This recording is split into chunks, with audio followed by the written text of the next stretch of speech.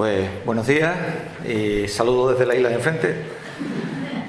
Bueno, yo quiero hacer una pequeña exposición sobre lo que estamos haciendo desde hace tiempo ya en la Universidad de La Laguna para formar a nuestros usuarios sobre el uso responsable de la información, sobre cómo utilizar de una forma adecuada la información, respetando los derechos de propiedad intelectual y también siendo capaces de evaluar la utilidad, la fiabilidad, la credibilidad de las fuentes que se encuentran cuando se usan los recursos informativos que tienen los usuarios a su alcance. Y también quería aprovechar para también presentarles lo que hacemos en relación con el antiplagio usando un servicio que ponemos a disposición sobre todo del profesorado, del PDI, ¿no?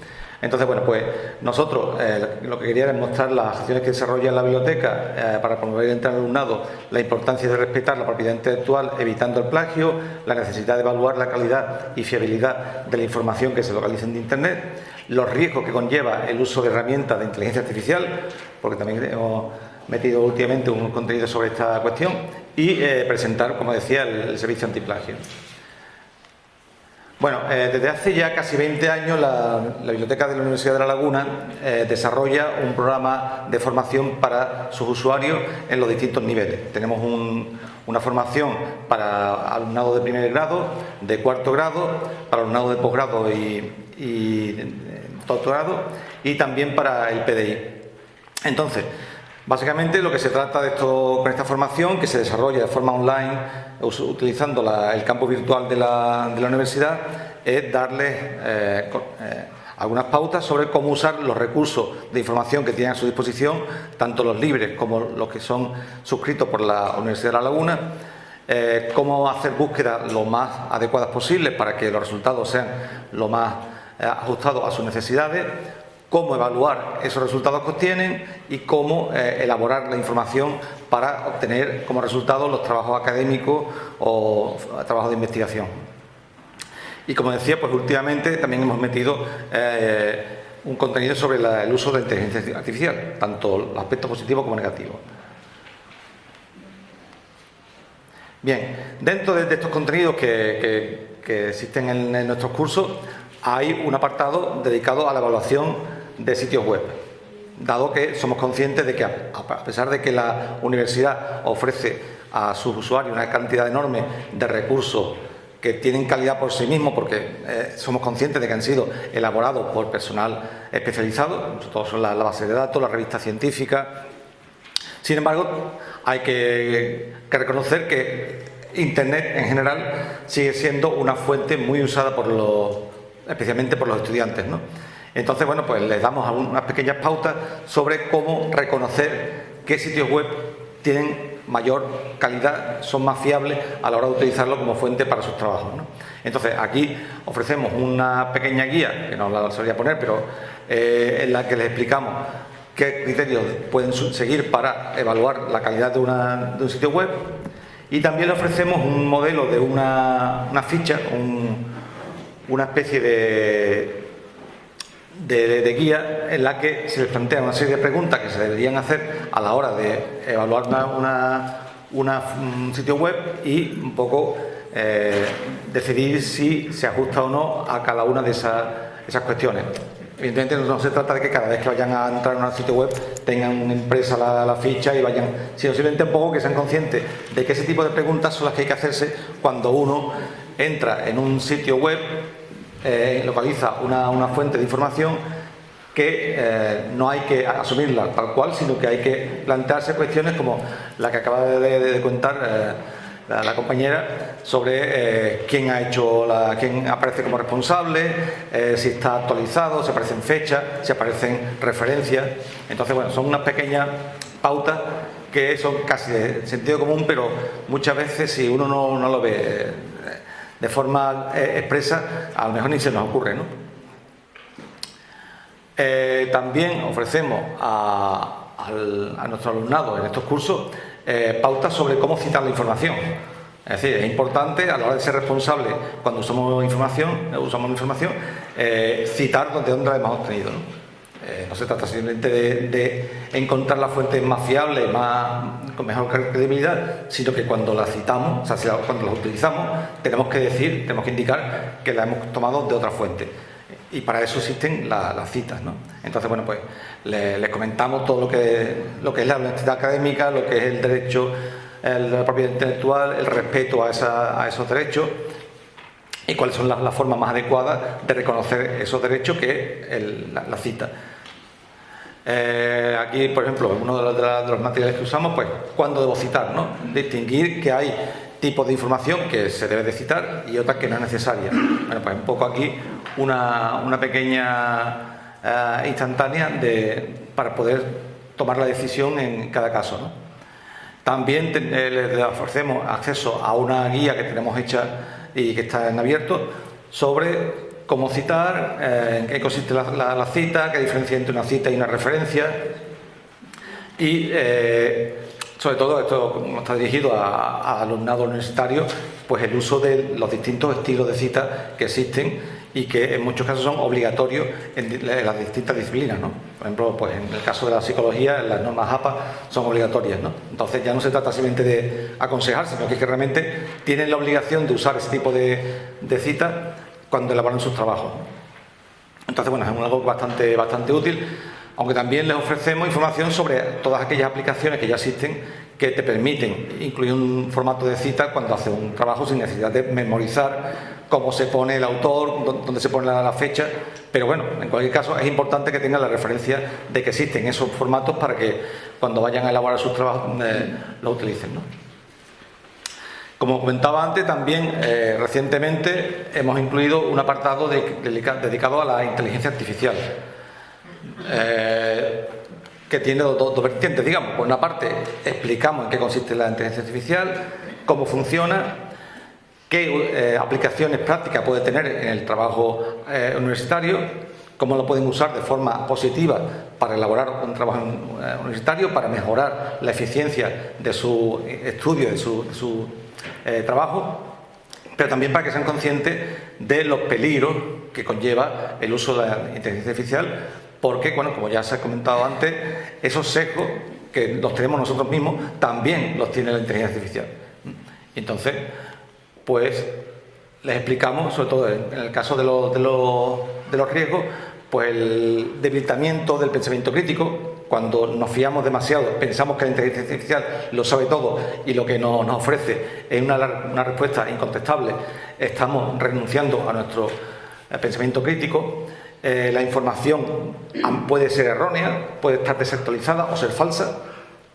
Se generan resultados inventados llamados alucinaciones, es decir, el principal objetivo de la inteligencia artificial es satisfacer la consulta que se le hace, independientemente de que lo que nos está diciendo sea verdad o no. La inteligencia artificial no es capaz de distinguir qué es verdad o no es verdad. Simplemente elige la información a partir de datos estadísticos, de frecuencia de aparición en las distintas fuentes. Entonces, un hecho falso que se repite mucho en las fuentes de Internet, para la inteligencia artificial tiene más valor que un hecho verdadero, porque no tiene forma de saber qué es verdad o qué mentira, ¿no? Entonces es importante también eso. Algo que se da mucho es la generación de citas bibliográficas falsas, porque cuando tú dices dame referencias para lo que me estás contando, si no las tienes las inventas, porque lo que no es capaz de decirte no lo sé, esto no, prefiere inventarse algo que decirte no lo sé, no encuentro información sobre esto, ¿no?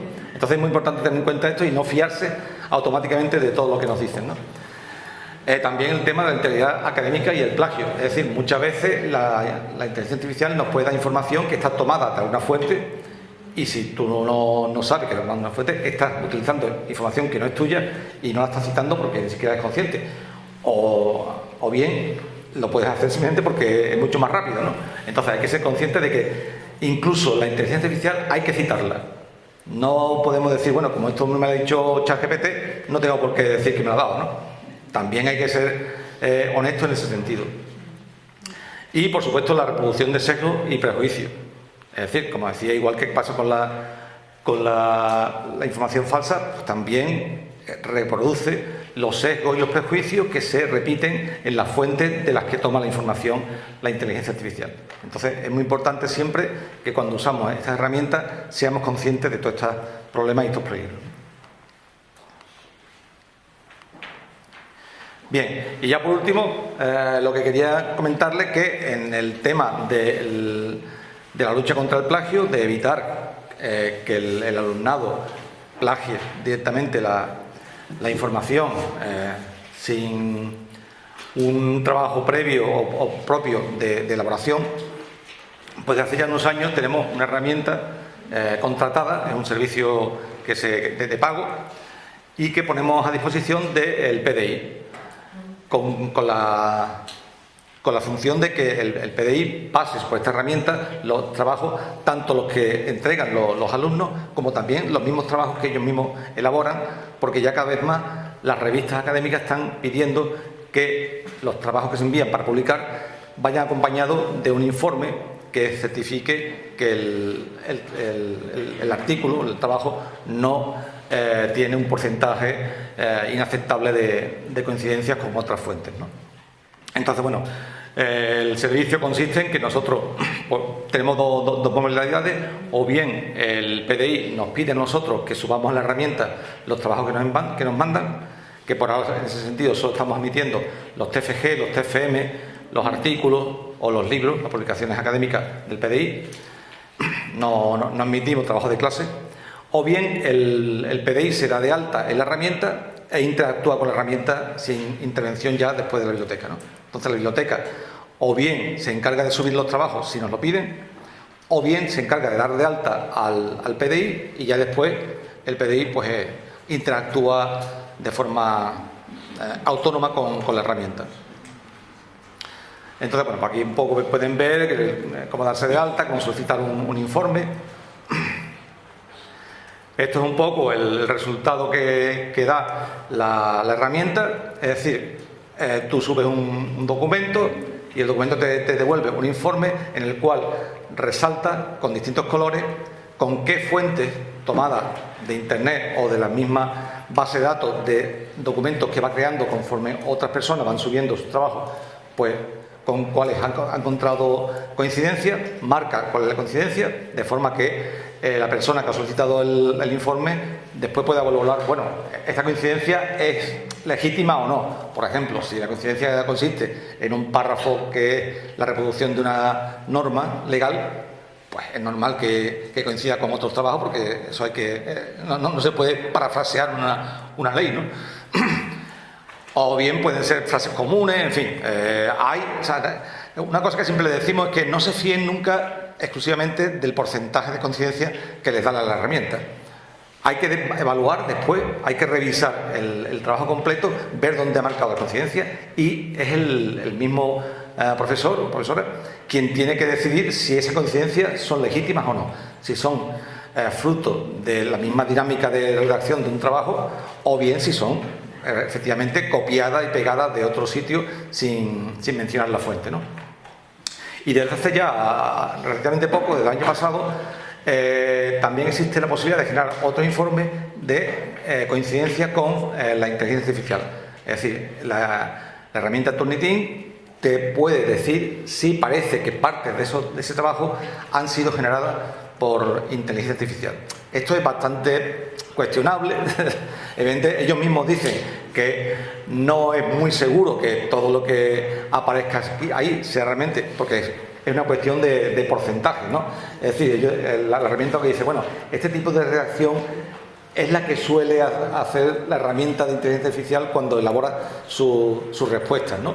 Entonces, suena, parece, pero claro, tampoco puede garantizar al 100% que un fragmento o un texto que se le ha subido sea totalmente, pero bueno, por lo menos tienes una cierta orientación, ¿no? En cualquier caso, siempre decimos, la herramienta no es la panacea, no te ahorra el trabajo de revisar lo que te ha entregado el alumno, solo es una pequeña ayuda para por lo menos no tener que ir copiando trozo a trozo del documento y subiendo a internet, que es lo que antes se solía hacer, ¿no? Bueno, pues copio un fragmento, lo pego y a ver si en internet aparece el mismo fragmento, que sí que me diría que es una copia, ¿no?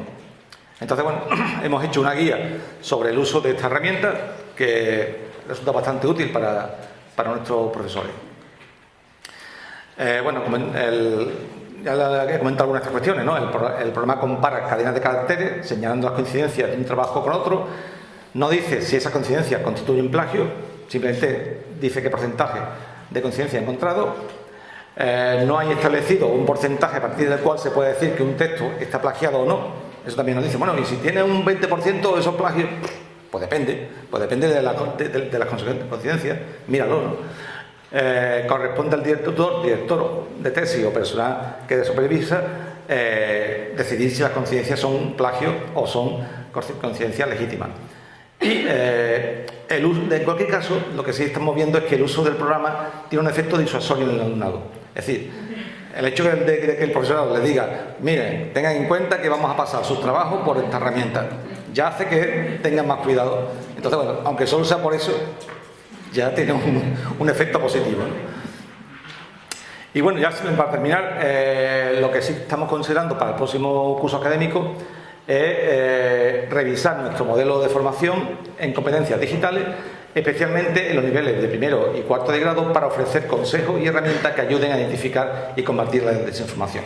Es decir, es algo que hasta ahora no habíamos incluido, pero vemos que es algo muy necesario, seguramente incluso quitando de los contenidos algunos elementos que tenemos desde el principio, como el uso de los operadores booleanos, que a los bibliotecarios nos gusta mucho, pero la verdad es que cada vez tienen menos sentido y que a los alumnos no hace más que complicar la vida, la I, la O, de este tipo de cuestiones.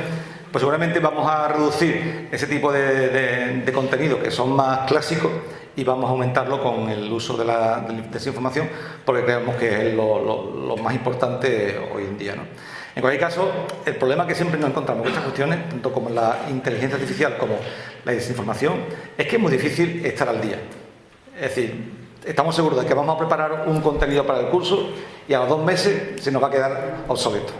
Y eso es un poco el agobio que nos da, ¿no? Es decir, es imposible mantenerse actualizado y es imposible que algo que tú pongas hoy, mañana, no vaya a quedarse anticuado. Y eso es todo. Bueno.